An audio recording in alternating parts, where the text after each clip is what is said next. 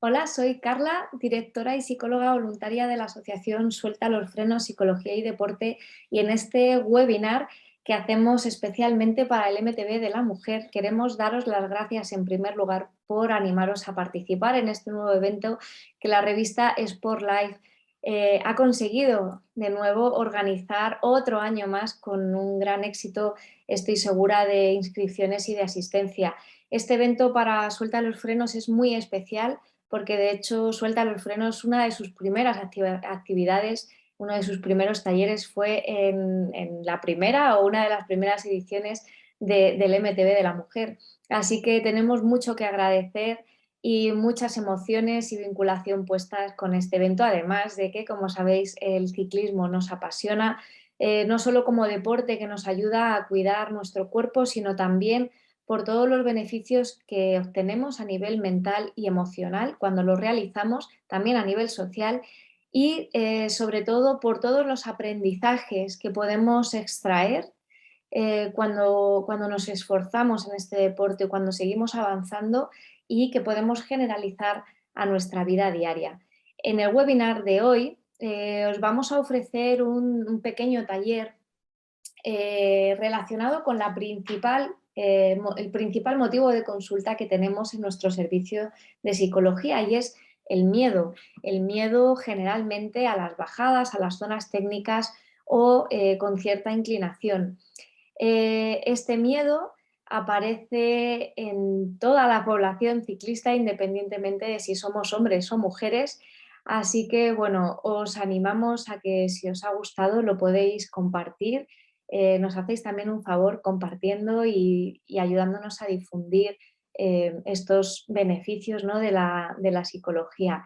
Así que, bueno, vamos a dar este taller de psicología de las emociones aplicadas al deporte, ¿vale? Así que, bueno, vamos a empezar con, con este pequeño webinar que, bueno, espero que quede todo claro, y si no, podéis contactar con nosotros. En primer lugar, os cuento un poquito sobre Suelta los Frenos. Suelta los Frenos es una asociación sin ánimo de lucro que tiene su base en la psicología, pero también en todo lo que tiene que ver con el cambio de hábitos, la salud integral y, cómo no, en el deporte. No somos una asociación exclusivamente de psicología deportiva para el alto rendimiento, sino que lo que buscamos es que el deporte, la actividad física, el movimiento de nuestro cuerpo en general nos lleven a realmente ser mejor persona,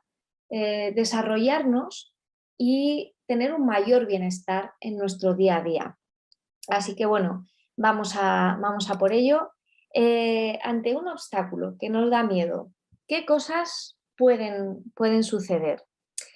Pues bien, ante un obstáculo que nos está dando miedo, nos sucede que nuestro organismo responde como el todo que es.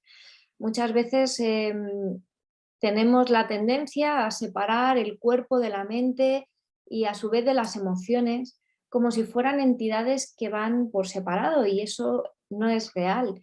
Se suele decir que la mente es la que controla, la que dirige todo nuestras acciones, nuestros comportamientos, la fisiología, y eso es así. Pero también es cierto que depende de los estímulos que recibimos del exterior, y eso es gracias a nuestro sistema sensorial, todos los receptores que tenemos en nuestro organismo, pero también depende de las sensaciones que vamos recibiendo de nuestro interior, de cada uno de nuestros órganos, músculos, huesos, bueno, todos los sensores de que disponemos para saber en qué estado estamos. Con toda esa información, el cerebro interpreta, y esa interpretación se traduce en una respuesta que va a venir en los tres niveles: cambios a nivel fisiológico, cambios a nivel motor, lo que hacemos, nuestra acción, y cambios también a nivel mental. Y dentro de mental vamos a incluir las emociones, porque aunque sí que es cierto que tenemos muchas neuronas en nuestro corazón, tenemos muchas neuronas en nuestros intestinos, y ahí también se producen ciertos neurotransmisores e intercambios neuronales, ¿no? que llevan a la producción de estados emocionales, vamos a incluir dentro de los cambios mentales también la parte de la emoción, ¿vale? Os voy a hacer primero una pregunta para que os intentéis recordar una situación de vuestra vida en la que os enfrentasteis a un obstáculo y vamos a ver cómo estabais, a ver si os podéis acordar. En relación a vuestra respiración, ¿estaba relajada, estaba un tanto acelerada o no estabais respirando de manera efectiva? Obviamente siempre estamos respirando porque si no, no aguantaríamos mucho, pero hay veces que sí que es cierto que generamos una respiración poco efectiva, ya sea por que respiramos más veces de la cuenta, ¿no? Hiperventilamos, o porque nos quedamos como en periodos de apnea en los que frenamos la respiración. La musculatura suelta, hiperrelajada, un poco tensa, o músculos como piedras y que sentimos que casi que no nos podemos mover. La temperatura corporal normal, ni frío ni calor, sentimos calor en piernas, manos, un poquito en las zonas que estamos activando, o por el contrario notamos un gran frío pero a la vez sudores, ¿no? En cuanto a los sentidos, pues no me había parado a pensarlo, como un superhéroe soy capaz de percibir los obstáculos, la luz, si esto es profundo o no profundo, la distancia, ruidos, etcétera. O si estamos en visión túnel, solo vemos el final de nuestros días, solo vemos esa piedra enorme y lo único que veo es, ¿no? como ponemos ahí en plan un poco de broma, esa luz al final del túnel, porque no he dejado ya de captar los estímulos que tengo delante, ni siquiera los estoy percibiendo. En cuanto a los pensamientos, recordar si estabais en otra cosa distinta, si estáis analizando, ¿no? un pensamiento de análisis productivo, ¿no? para llevar a cabo una acción acorde con lo que tengo delante, o si estoy pensando ya en la catástrofe y lo que va a, bueno, a suceder casi inevitablemente, ¿no? Si vuestra mayoría de respuestas es A, teníais una relajación excesiva, ahí hay un miedo, ahora lo vamos a ver, disfuncional por defecto, es decir, estamos montando en bici, necesitamos cierta activación, no podemos estar en un estado de relajación como si estuviéramos tumbados en el césped de una pradera, ¿no? Por otro lado, la mayoría de respuestas B sería un miedo moderado, un miedo funcional. Ahora lo veremos, qué significa esto. Y sin embargo, una respuesta C nos llevaría a un miedo disfuncional. Ya estaríamos hablando de cierta ansiedad, pánico y bloqueo tanto físico como mental y, bueno, en este caso, una emoción exagerada o demasiado intensa o desafortunada en cuanto a que quizá no es adecuada para el obstáculo que estábamos afrontando realmente. Como veis aquí, efectivamente, nosotros necesitamos una activación mínima, ¿no? Porque si tengo demasiada activación, estoy muy poco activado, mi tono muscular es bajo, la percepción que hago del entorno, del obstáculo, está siendo inespecífica, no estoy captando toda la información que yo necesito y además no estoy concentrada en lo que estoy haciendo. Por el contrario, si estoy excesivamente activada, tengo un escaso control de la postura por esa tensión, ¿no? excesiva que estábamos hablando. Mi percepción se distorsiona porque empiezo a analizar en exceso y ese exceso de análisis me lleva a una saturación, de manera que empiezo a ser también muy poco eficaz en las decisiones que tomo, y por otro lado se activan ciertos pensamientos, imágenes negativos acerca de cómo voy a llevar a cabo o cómo voy a superar ese obstáculo.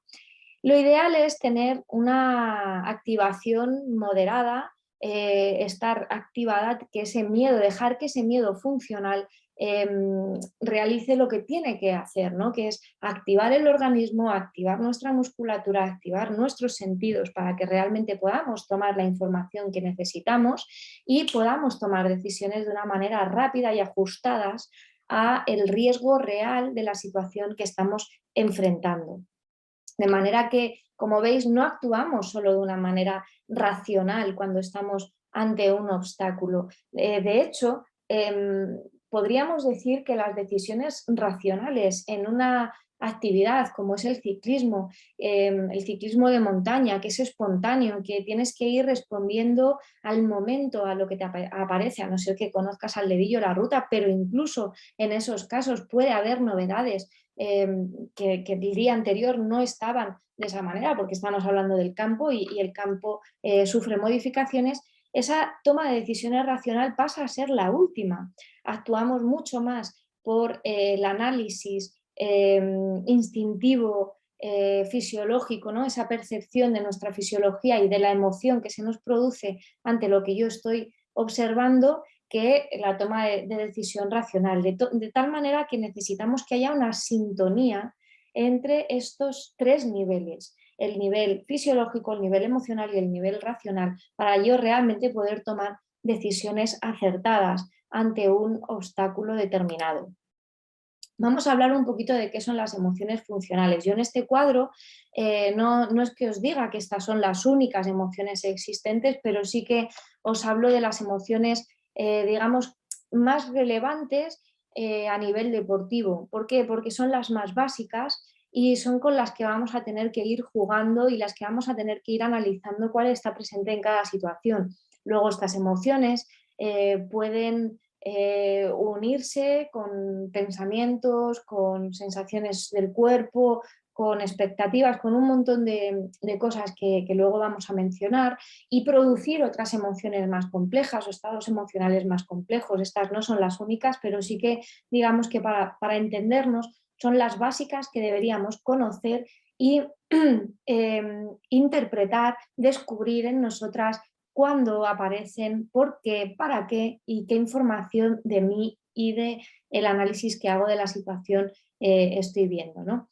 Entonces, ¿cuáles son las que nos tocan hoy en mayor medida? Aunque todas, por supuesto, son importantes. El miedo, porque estamos hablando de él, y también el orgullo. Ahora os explico. El miedo es una emoción básica, necesaria para nuestra supervivencia. Y ya no hablo solo de una supervivencia física como podíamos hablar en otras etapas de la vida, de la historia del ser humano en su desarrollo, ¿no? En los que corría peligros vitales.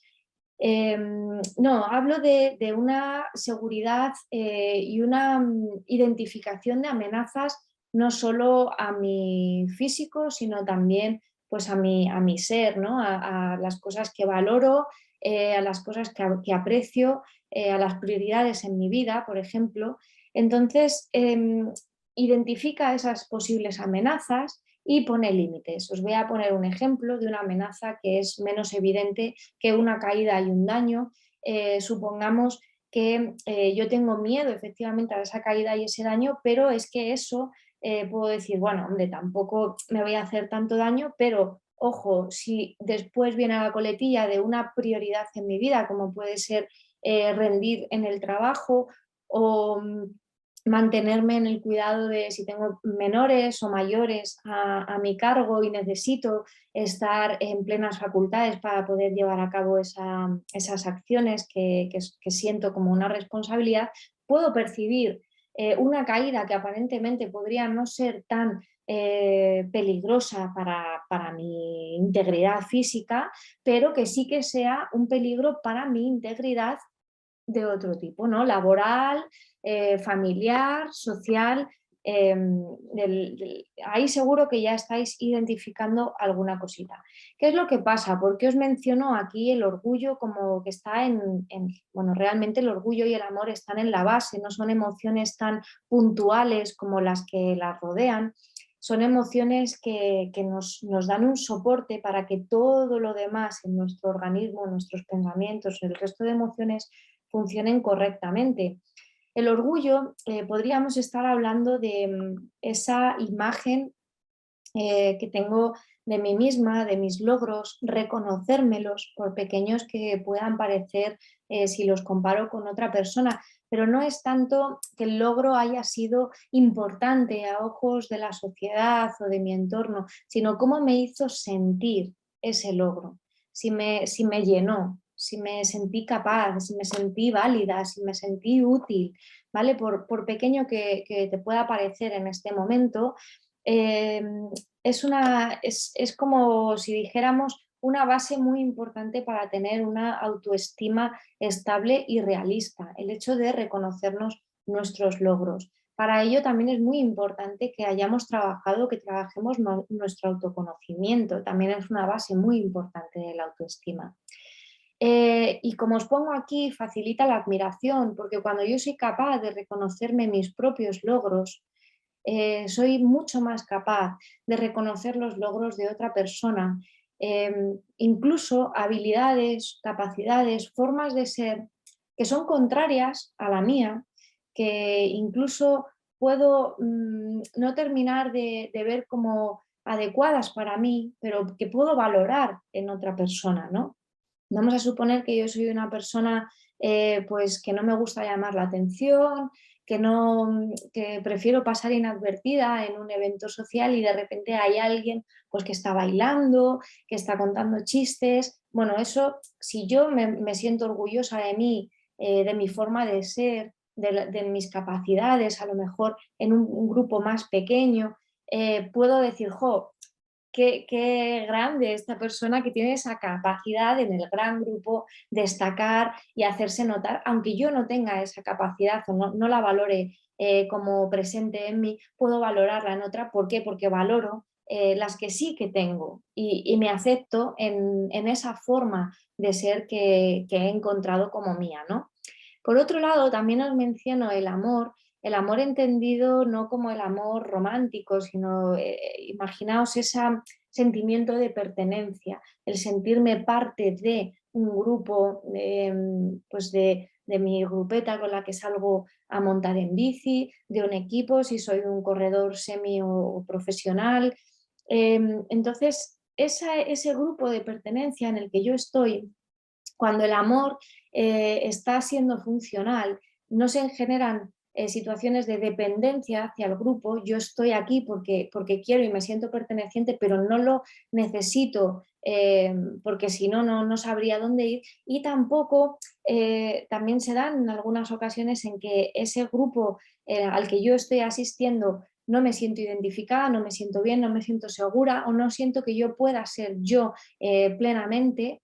Y entonces se genera como una relación de ambivalencia, de sí, bueno, estoy aquí, pero realmente no me siento perteneciente y eso también genera distorsiones. ¿Qué es lo que sucede? Que cuando yo tengo miedo ante un obstáculo y aparece esta emoción del miedo, ¿a quién va a preguntar? Primero va a preguntar al orgullo si realmente tengo capacidades para afrontar ese estado, ¿no? O sea, ese obstáculo, entendiendo siempre que el orgullo es algo estable, pero debemos interpretarlo en cada situación, porque no siempre somos la misma persona. Yo puedo tener esa capacidad, pero que no sea el día, ¿vale? Entonces preguntamos al orgullo, ¿tengo la capacidad? Es posible que sí. ¿Es hoy el día? Pues mira, no, porque ayer no dormiste o porque acabas de salir de un proceso gripal muy fuerte y todavía estás flojita, o bueno, pues diferente, ha llovido y la roca está más mojada que en otras ocasiones, por ejemplo, ¿no? Entonces, el miedo pregunta al orgullo, ¿tengo la capacidad? Sí, pero bueno, hay que analizar en la situación concreta y también importa mucho el amor, ¿no? Ese espacio de seguridad. Estoy en un entorno en el que me siento segura para poder llevar a cabo ese obstáculo. Creo que me van a apoyar, creo que me van a esperar, creo que me van a atender si sucede algo. Todas estas cositas, ¿no? Es un grupo que me está diciendo que puedo y realmente confío en ellos, o me están diciendo que puedo y lo interpreto como, uff, lo que quieren es que me dé prisa y tire rápido y les da igual lo que pase, ¿no? Por eso es importante, ¿no? También esta emoción. Como veis, las otras son muy importantes y puede suceder que en situaciones de miedo esté apareciendo la tristeza y eso es disfuncional, eso no es óptimo, porque la tristeza aparecería si no lo he conseguido, si he perdido esa oportunidad. Entonces sí, para interpretar qué es lo que ha pasado, qué podría haber hecho mejor, todas estas cosas, ¿no? Pero si aparece antes de que haya perdido esa oportunidad, lo que estoy haciendo es adelantar la pérdida, sentirme impotente, frustrada y pensar que no lo voy a conseguir cuando ni siquiera todavía lo he intentado, ¿no? A veces también surge la rabia porque si no somos muy capaces de identificar el miedo, lo que se nos activa es como una situación de injusticia, de ¿por qué me metéis por aquí? Si ya sabéis que esto a mí no me gusta. Bueno, es una reacción a veces dirigida hacia el exterior, pero también hacia el interior. Joder, si es que eres un paquete, ya lo sabía, es que nunca vas a avanzar, no sé para qué te metes en estas cosas. Y es esa rabia desmedida, dañina, porque la rabia no es dañina ni violenta, ¿no? Cuando es real, cuando surge ante una mentira o una injusticia real, no busca la violencia, busca la resolución de la situación y que no vuelva a suceder. Pero cuando surgen este tipo de situaciones ante una escasa identificación del miedo o ante una autoestima, un orgullo tocado y que no está funcionando bien, sí que puede aparecer la rabia. Y por último, bueno, pues la alegría es lo que debemos de buscar cuando hemos superado una situación, un obstáculo, ahora lo vamos a ver, porque o sea, debemos intentar terminar con una sensación de alegría y de orgullo en los tres niveles. Quiero decir que esa alegría, yo no puedo estar alegre mentalmente, pero sin embargo fisiológicamente estar súper alterada o mentalmente también, sí, lo he hecho, pero casi la lío, ¿no? ¿Por qué? Porque entonces realmente yo no estoy registrando esa situación como un éxito y no me alegro realmente de lo que he hecho. ¿Qué pasa? Que la alegría es la que nos va a fomentar que volvamos a buscar ese obstáculo, que nos vinculemos con esa situación, es la que nos va a poner otra vez en ese tipo de bajadas, o hablando de bajadas, pero ponerlo en el ejemplo que queráis. Entonces, si no aparece esa alegría, ese vínculo no se genera, no nos condicionamos positivamente hacia esa situación y no la vamos a buscar de nuevo. De hecho, es posible que la rechacemos y eso ocurre muchas veces cuando nos enfrentamos a situaciones y bueno, aparentemente ese día se nos da bien, lo conseguimos y luego qué pasa cuando vuelvo la semana siguiente o a las 2 semanas o cuando pueda volver pero bueno, si este paso o esta bajada la hice el otro día, ¿por qué ahora no? Bueno, pues porque no se te quedó vinculada con la emoción de la alegría y con una sensación de orgullo por haberlo conseguido. Ahí puedes tener, a lo mejor, no sé si te despierta alguna explicación de situaciones pasadas en tu vida. Entonces, como decíamos, las emociones no son buenas o malas. Esto es un error porque en algún momento de la historia de la psicología de las emociones se comunica, pero se empieza a informar que las emociones, hay emociones positivas, emociones negativas.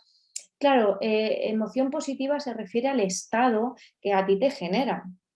Una tristeza te genera un estado como de negativo en el sentido de bajón de energía, pues de pensamientos de pérdida, de añoranza. Claro, ese estado no lo podemos definir como positivo, pero la emoción sí es en sí misma necesaria para superar, por ejemplo, esa pérdida. Entonces, traducir positivo o negativo como bueno o malo es un error. Vamos a hablar mejor de funcional o no funcional, ¿vale? Eficaz o no eficaz. Pon la palabra que tú quieras, pero en ese sentido. ¿Te funciona la emoción en esa situación en concreto o no te funciona para dar una resolución adecuada? ¿Por qué a veces no van bien las emociones? ¿Por qué aparecen con una intensidad excesiva o incluso aparece una emoción que, digamos, no toca para esa situación o en ese momento en concreto o aparece por defecto? ¿vale? Menos de lo que debería de aparecer. Pues hay muchas cosas que lo explican. El cansancio y el hambre están entre las principales, sobre todo cuando hablamos en el deporte. Son estados fisiológicos que empiezan a generar pues un estado generalizado en el organismo como de alerta. Cuando hay una alerta, pues las cosas empiezan a funcionar de una manera un poquito más alterada, ¿no?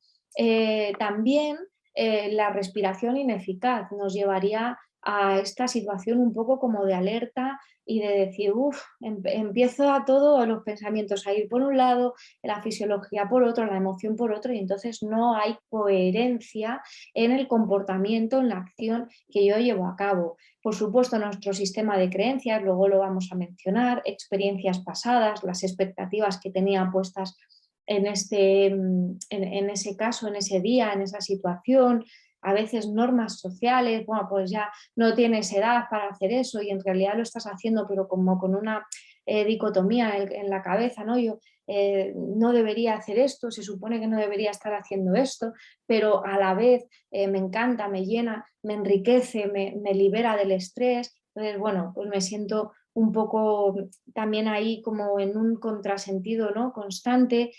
Mis necesidades personales, pues me apetece hacer esto, pero necesito hacer esto otro. Bueno, ¿en qué momento estoy en ese día, no? Juicios de valor que emitimos sobre nosotros mismos, sobre la situación, sobre incluso qué juicio de valor parto de entrada, por ejemplo, al hacer una ruta. Esa ruta es un rollo, es muy fea o es muy difícil, o qué juicio de valor emito y los pensamientos negativos que pueden aparecer en torno a todo esto, ¿no? Resultado de cómo gestionamos el miedo teniendo en cuenta estos niveles de los que hemos estado hablando, la mente, la emoción, el nivel físico, el nivel de acción y el nivel técnico, ¿no? Todo influye.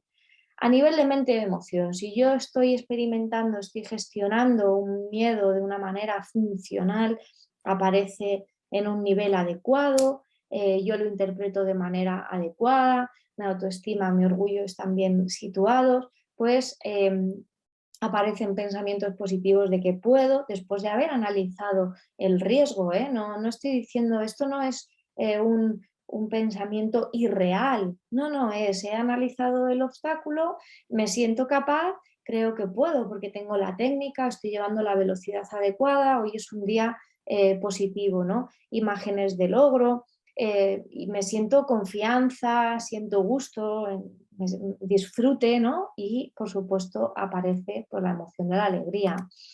A nivel físico, pues la tensión muscular, pues como veíamos al principio, es una tensión óptima. Yo necesito estar trabajada físicamente y esto es un tema muy importante que me encuentro en muchos de los cursos, tanto de psicología como propiamente de técnica de mountain bike. Necesitamos tener un estado físico óptimo para la realización del ciclismo. A veces pensamos que para montar en bici solo es necesario montar en bici, como si el tren superior no contara y como si el tren inferior se trabajara lo suficiente simplemente rodando con la bici. Y esto no es así. Necesitamos realizar un entrenamiento de fuerza específico. El entrenamiento de fuerza muchas veces se ha asimilado a forzudos, ¿no? Gente pues o forzudas de CrossFit, de halterofilia, del mundo del fitness y poco que ver parecía que tenía con el ciclismo o con otros deportes como la escalada, ¿no? Te parece que ya simplemente practicando el deporte consigues el estado físico general que necesitas y esto no es así. Nosotros necesitamos un tren superior fortalecido, unos dorsales, los hombros, incluso los antebrazos. Necesitamos el core, ¿vale? También que esté fortalecido. ¿Por qué? Porque vamos a sujetar y vamos a tener que amortiguar, que acompañar el movimiento de la bici con nuestro propio cuerpo. Si yo me siento debilitada, si yo físicamente no tengo fuerza para sujetar la bici, voy a empezar cada vez a necesitar reducir más la velocidad.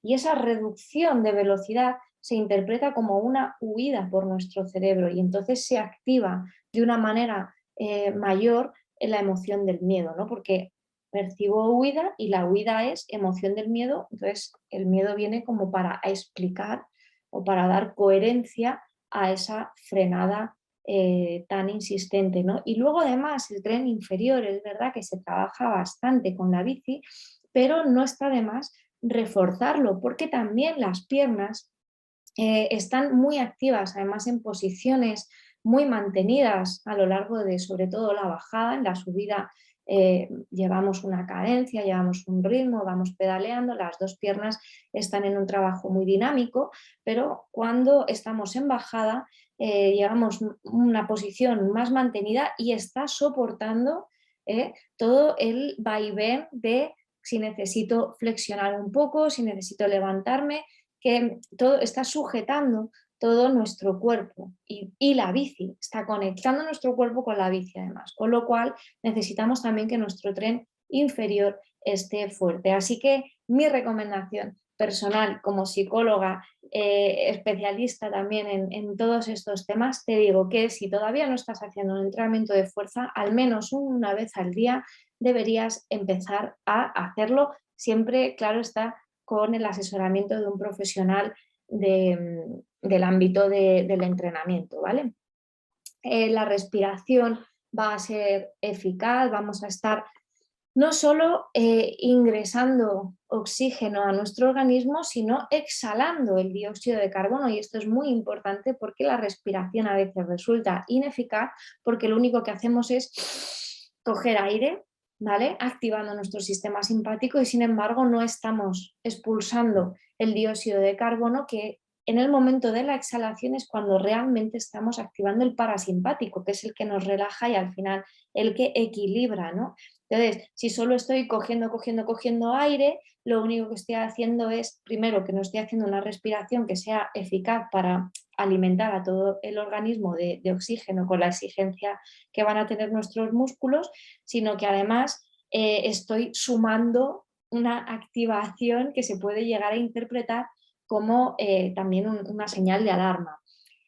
Vamos a tener una sudoración normal y por supuesto hay un aumento del latido cardíaco, eso es normal y es también un poco lo que buscamos, ¿no?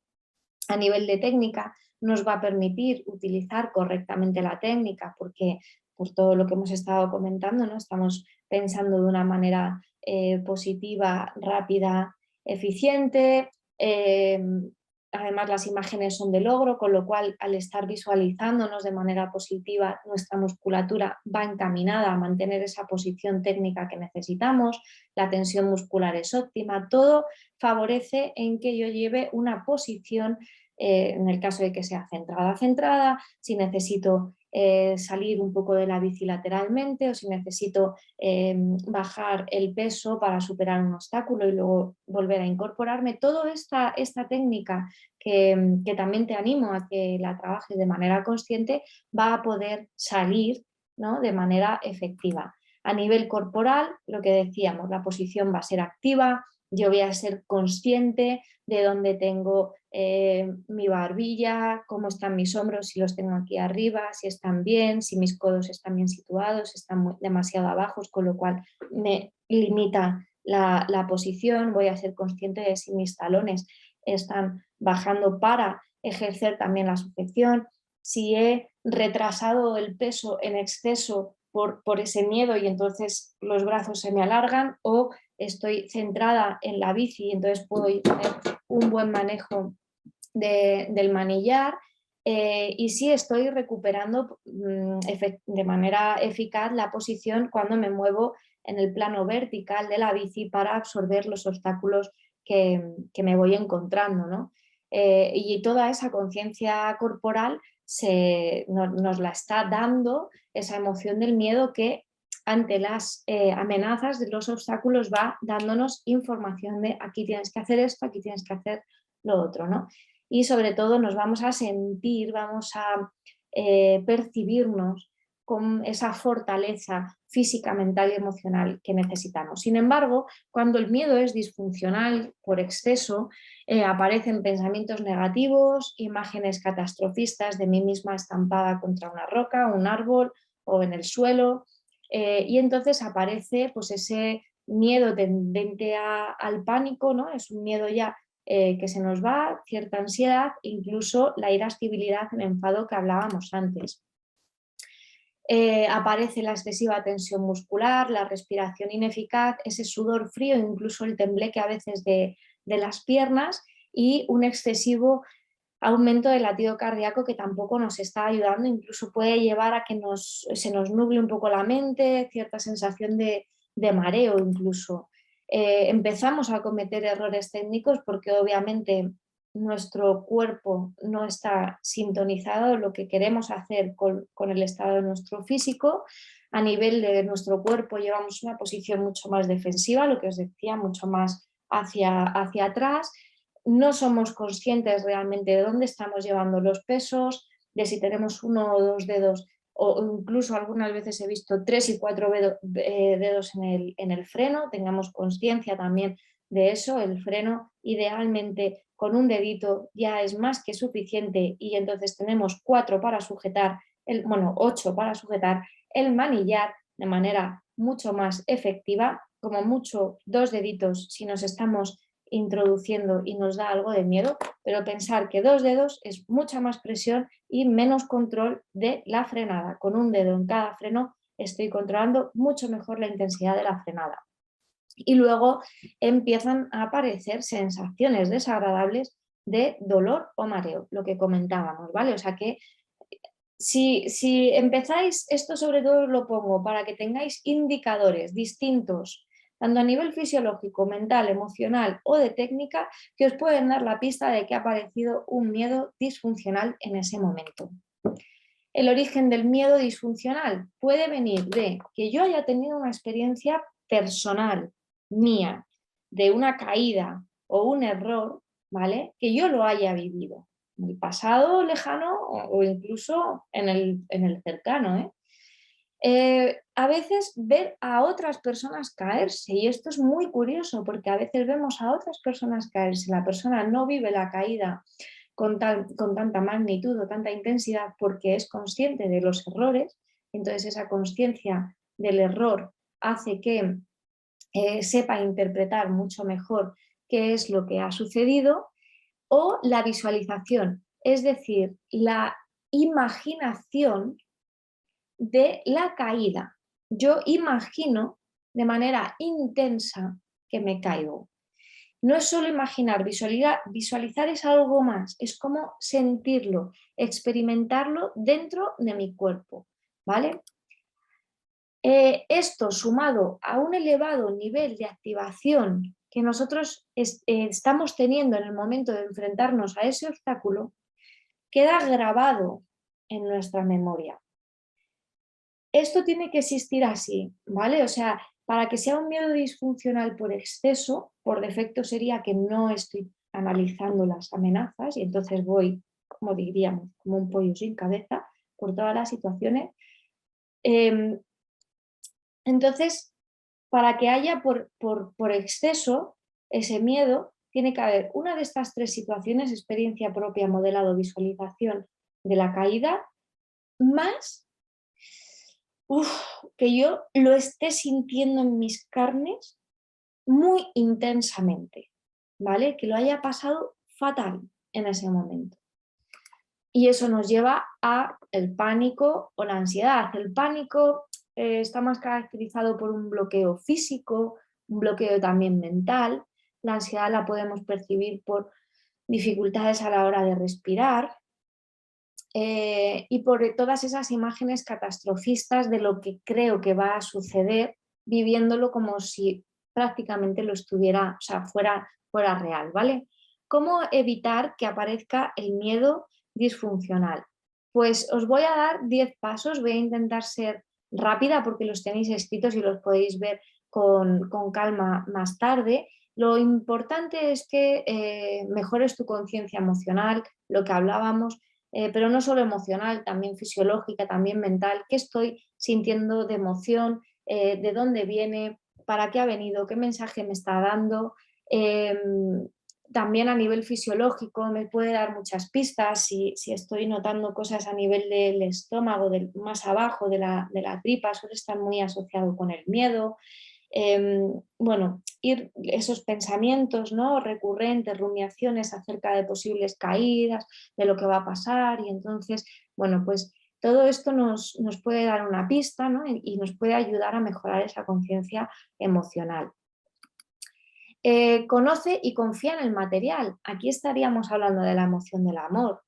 Si yo no, lo que os pongo aquí, ¿no? Si yo no conozco el material, no confío en él. Y con hablar del material hablo del neumático, hablo de cómo funcionan las suspensiones, hablo de por qué el manillar de este tamaño o de este, o por qué el sillín más adelante o más atrás, qué ventajas puede tener para la pedalada, para la bajada, que también la horquilla, por qué estas bicis, por qué las bicis de enduro tienen esta geometría, por qué las de all mountain esta otra, por qué las de rally, entender qué me interesa más, unos pedales automáticos, unos pedales de plataforma. Es que no consigo sacar los pedales automáticos. Bueno, pues vamos a analizar por qué no consigues sacar, dónde estás intentando sacar el pedal, cómo de fuerte está. O sea, no des por hecho simplemente preguntar, la rueda trasera, o sea, situaciones, ¿no? La rueda trasera me derrapa, bueno, pues es que derrapa, no te quedes bueno, es que no puedo sacar el pedal, es que la rueda trasera derrapa, es que me rebota mucho la bici cuando paso por piedras, no te quedes solamente ahí. Intenta investigar, pregunta, mira vídeos.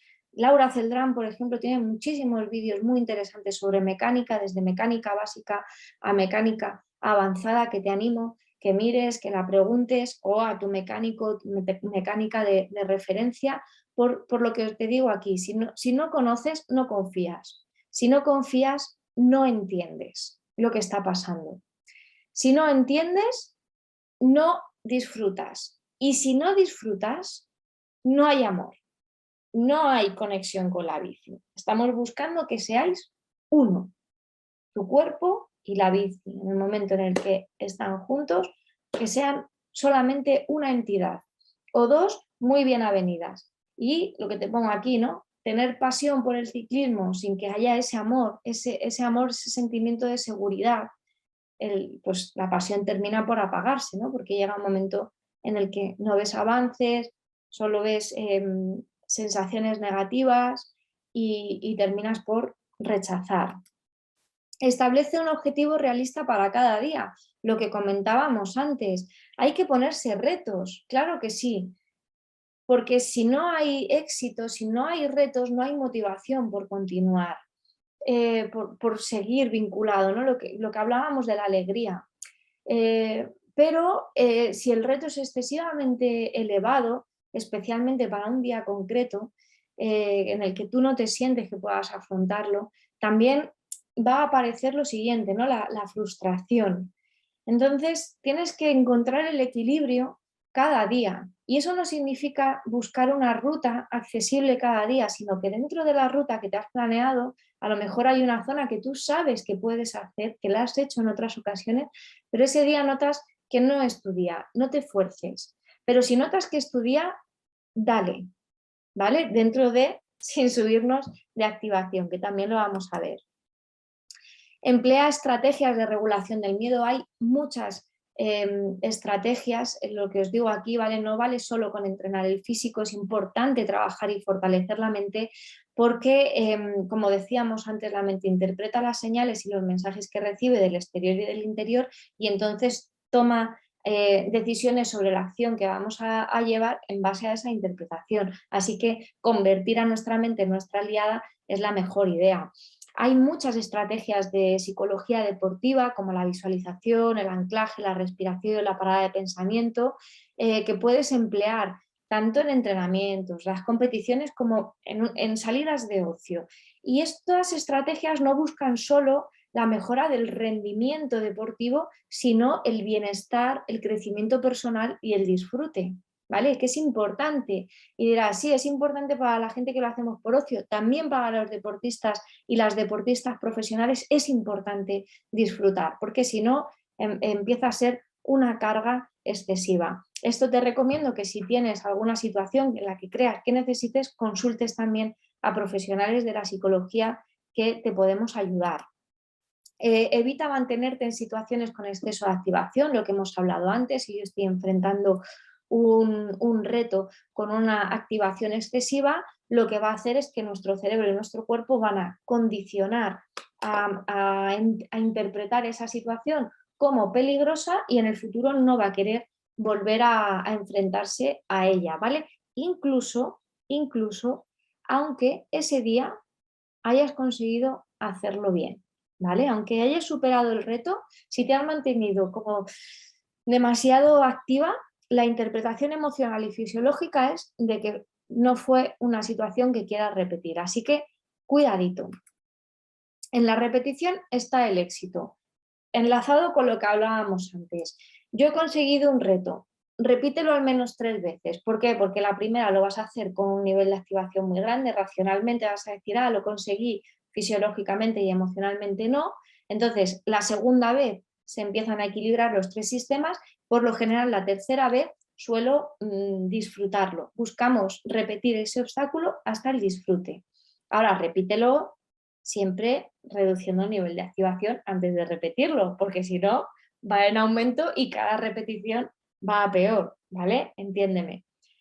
Déjate querer, acepta consejos y también ayuda de la gente que sabe y te conoce. Si realmente tú estás en un espacio de seguridad con tu grupo, confías en esas personas y esas personas te están dando un espejo, te están devolviendo una información de ti misma, de que tú puedes y tú no te lo estás creyendo, es muy posible que tengas que revisar tu autoestima, tu autoconocimiento y las creencias que tienes sobre ti misma, ¿vale? Porque, como te pongo aquí, no lo sabes todo, ni siquiera de ti misma. Hay muchas cosas que podemos descubrir de nosotras mismas y nuestro entorno, cuando es un espacio de seguridad, nos devuelve mucha información muy importante. Vigila tu espacio de seguridad, lo que estábamos hablando. Revisa si realmente te sientes segura, te sientes libre con las personas, libre de ser quien eres, de expresarte como tú eres, de tomarte los tiempos que necesitas, de a lo mejor un día decir, oye, quiero dedicarle a esta zona un ratito y os va a venir muy bien porque cuanta más técnica coja, más fluidos vamos a ir en el futuro en las rutas. Y piensa en si realmente te sientes perteneciente a ese grupo, te sientes parte, te sientes bien, ¿vale? Te apetece estar con esas personas o si vas un poco obligada o hay algo que no termina de cuadrar.